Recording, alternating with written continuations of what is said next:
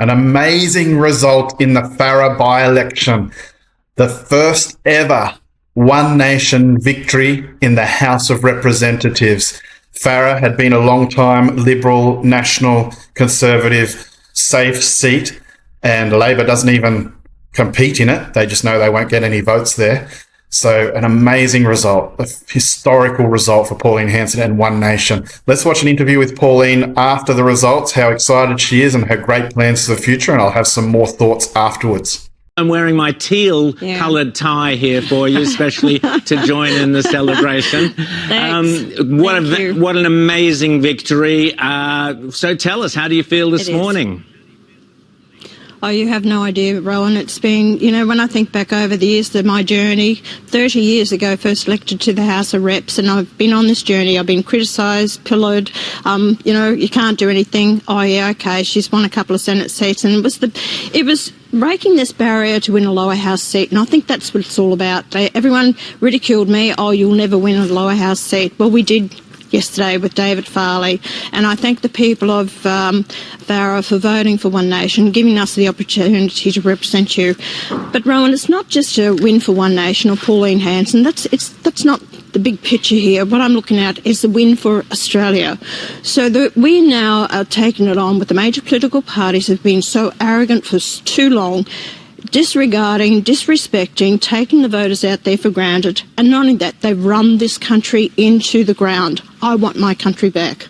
I want to bring back prosperity. I want to the agricultural, to the mining industry. I want to give hope for the youth coming through. I want decent education, get rid of this woke agenda. You can't say male or female. What the hell has happened to our country? That's what I want. Rita. And yet the attacks keep on coming, Pauline, the latest from the 9 papers. I'll just read you the headline here from a piece from Peter Harcher. Australia teeters on the brink of a populist uprising led by a long-time racist. What is your response to that? They're in denial, actually. That's all they can do is throw the barbs and say I'm a racist. And a lot of the people around me that are actually migrants and people of all different cultural backgrounds, the colour skins and everything like that, we look past that because they're so proud to be Australians. And they say, Pauline, we support you because we don't want this country to become like the country that we left. And they're not picking up my message. They're bitter people, they really are, and with their own agenda, their aggression. I'm pushing that to one side. I'm not interested in that. I've got too many people out there who've supported me and backed me all the way, and I appreciate that. My aim, my focus is on the people out there, and I'll keep working hard for them and with my team, and that's what I've gathered around me. People say, oh, they won't last long. I'm telling you now, we're going to be here for the long haul. And so David Farley is going to be a great representative on the floor of Parliament with Barnaby Joyce. James. Senator, congratulations again on the win. Absolutely resounding. And one of the things that really struck me, though, during this campaign was the way in which even entities on the right, Liberals were attacking One Nation rather than attacking this really dire government that we have, which is about to, on Tuesday, hit us with a whole new raft of taxes. What is your reaction to the idea that you've now got the Liberals almost on the same side as, say, the ABC? I mean, here was what Patricia Karvelas had to say last night. That begins the process of legitimising them, and in other electorates where they may run, voters thinking, well, it's happened before, it's normal now. She sounded like she was almost a member of the moderate wing of the Liberal Party room. What was your reaction to that funny sort of uniparty development that you've got the ABC and the Liberals on the same side? I can't believe it. This is what I'm saying. It's a sheer arrogance. We don't have any right to be on the political scene. Well, what the hell? Isn't this a democracy? Don't you put your policies forward and what you want to do for the country? Isn't it up to the people? Or we are a third world country. We have no right to go out there and express what we want to do for the country. This is why they'll lose. I'm telling you, this sheer arrogance from both sides, that's why they will lose. People want down-to-earth, common-sense people who are really there to fight for them. That's what it's about. it was a dirty fight in Farrer. I'm telling you now, it stunk. And from the coalition parties to actually keep throwing the dirt at us in the gutter politics that went on, I could have come back and had my say. You know, I'm sick and tired of them having a go because David Farley was supposed to be with the Labor Party. He wasn't with the Labor Party. He attended a function and trying to get them across on the water issue, and also Millthorpe he backed her because she was on the water issue. But the whole fact is, has anyone gone after Matt Canavan, who was actually with the Communist Party? You know, I could have raised that during the election, but I didn't. I'm not getting into the gutter with them. And James Patterson, what the hell was he picking on an age pensioner during that election and filming him unbeknownst to him? You know, you don't need this. People are fed up with it. I'm going to remain me. I'm going to keep doing what I do. And it's working, you know, Pauline. I don't care about the rest of them. It's working, Pauline. Rita, And it worked when you had the Teal candidate, the independent Teal candidate, and the enormous amount of money and resources that went into her campaign. And in the end, your candidate's going to win by close to 60%. you know, Rita, what we heard yesterday was they had people paid $30 an hour to stand outside and guard the signage on the fence of the Teal. Then we were told yesterday Labor paid union representatives to bus them in from Sydney to man the polling booths yesterday, and they were paid to do it. This is what we're up against. You know, they are so scared of myself and One Nation, the support that we are getting, and so they should be. I tell you what, now my work really starts for me, because I'm coming after you with your policies, how you destroyed this nation, put people in poverty, closing down small business, not looking after the farming sector. You can't drill in this country, you can't mine for gas, you can't do anything. Well, I'm bringing out my gas policy next week. And you know what I did? I consulted with all the gas companies. When I had them online, they said, my God, Pauline, we've never had this before. No one's come to us to ask for our opinion. Next one I'm going after is the agricultural industry. I want the farmers out there to tell me what they want, what changes need to happen, and I'm going to pull this country together.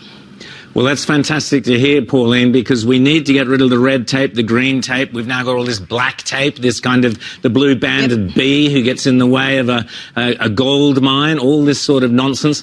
I notice your wonderful new, you've got your wheels behind you there, are ready to fly off around the country. Fantastic. Lots of mining communities. And I'm very proud of it. Absolutely. A beautiful plane. I'm very proud of it. And that was a great... Sorry, carry on. Yeah, I'm very proud of it, Rowan, and I'm sick of the criticism being directed at Mrs. Reinhardt. You know, she's a very proud, patriotic Australian. They don't realise what she's done. She's just given $200 million to the veterans. She keeps the Royal Flying Doctors afloat. She looks after the Olympians and supports them. It just goes on and on and on. There's bitter people again. Tall poppy syndrome. We'll get over it, people, because I respect, I don't ask for anything, but gee, when I got that backing from other people, I really appreciate it. So thank you very much, Mrs. Reinhardt. I'm proud to jump in that plane now, and I'm going home. But a lot of people around rural and regional areas will see me in that plane. So once you see it landing, please come out and say hello. Well, absolutely. And I think the key thing is rural Australia, regional Australia has been so deserted and left floundering, and that's where our economy, so much of our economy relies on mining, agriculture, farming and so on. This was a massive victory for rural and regional Australia. What are your priorities, Pauline? You know, because you've got that plane, there's a lot of people who are looking forward to seeing you, speaking to you and finding out how One Nation can get us back on track. How can you help get us back on track? Right. I've already had meetings, the last sitting in Parliament, with the doctors and organisations that actually want to get out to rural and regional areas. So they put a plan to me to get another 600 weeks of doctors visiting these areas. If you can't get decent health care in these areas, they've shut down hospitals. Also, what I think needs to happen is take the funding out of the hands of the state governments and set up individual hospital boards in each hospital. Let them utilise their own funding where they want to spend it. Don't get it out of the hands of bureaucrats. Too many bureaucrats in this country. $2.5 million over all levels, costing $250 billion a year. Get rid of the bureaucrats. They're not worth it. Get common sense people there and people who are prepared to make a decision. Absolutely. James. Senator, on Tuesday night, Treasurer Jim Chalmers is going to drop a budget which is going to be a direct assault on aspirational Australians. I'd love to hear what One Nation is thinking about in these sorts of terms, particularly around responding to this budget with policies or announcements. And is One Nation going to become the new natural home for aspiration in this country, given that the Liberals have walked away a bit from some of that economic reform? Look, I think so, James. What you do is you don't cut the legs out from underneath people who want to move ahead and own their own home. Most of the people who want to own their own home as a second, third home, investment home, which allows for rental accommodation with low. A lot of people don't want to own their own home. They're quite happy to rent. So these are people who are doctors, nurses, people of that calibre, and they've tried to provide for when they get older and retire. They have a plan there for themselves. Now, the negative gearing, which I think would probably 2 houses, 3 houses at max, so you don't have these big developers and controlling the whole lot. And I do believe in young Australians, but where we've got to hit it is foreign investors. We've got hundreds of thousands of people in Australia who own homes. They're not Australian citizens. Cut that right back. Cut back your mass migration into the country. And then when you build a new home in Australia, 40 to 44% of that is taxes. So the government has taxed people to the hilt in Australia. Now they want to tax them again, take the capital gains tax out off them as well. Cut your taxes, cut back your government spending, and I want to put more money into the pockets of Australians, and we can do that reasonably, as our last budget was cutting $90 billion, and that was giving income splitting. So if you're one income family, you can split your income if you've got one dependent child at home. So the mother or the father can stay at home with the child, and you can split your income, and that would save, if you're on $120,000 a year, split the income would be saving of $10,000 a year to that household.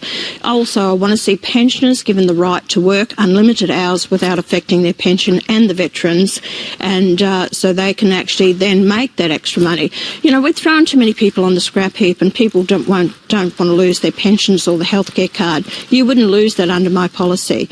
Get these people with the knowledge, experience, and get them back in the workforce, socialise, and let them earn that bit of extra money. And of course, the NDIS. I'd slash and burn a lot of that. Yes. Take it back to basics, what it was there for. So there's a lot of things. We can save that money. And just very quickly before you fly off, Pauline, just tell, is this, as some are saying, peak One Nation, the high water mark, or is it the beginning of a One Nation tsunami? How many lower house MPs do you reckon you could get at the next election? Well, it's not up to me to put a number on that, James. It's up to the people of Australia. Do I offer you what you're looking for? Can I deliver? Yes, I can. And if I don't know anything, I will get the right people around me that will do it. But I'm a very strong-willed, determined person. I'm not that arrogant that I know I do know my limitations, and if I don't know it, I will get the right people around me, James. We've got a lot of work to do, but don't underestimate me. Pauline, no one ever underestimates you, and they're crazy if they do. Congratulations again. Fantastic work there. And Australia, the political landscape is now very, very different. Thanks so much for coming on Outsiders, Pauline, and we'll speak again soon. There you go, the historical result by One Nation winning its first seat in the House of Representatives. And obviously Pauline's in the Senate and Barnaby Joyce was elected under the Nationals. There's some talk that both Pauline and Barnaby are now eyeing off running for House of Representatives seats in the lower house, which would be extremely exciting if they did that and if they were able to manage to win that. Wasn't it great to hear Pauline's exciting plans for the mining, agricultural, families, students, the hope, the youth of Australia, to stop government spending, to stop mass immigration, and to put Australia first, stop selling out to the foreign interests and agendas that are out there, a real nationalist approach, which is so refreshing to hear. So let me know what you guys thought of the Farah by-election result and what you think about the future now for One Nation. The next big test will be the Victorian state election in November. So we look forward to seeing how that plays out. Let me know in the comments your thoughts, and I'll catch you on the next one.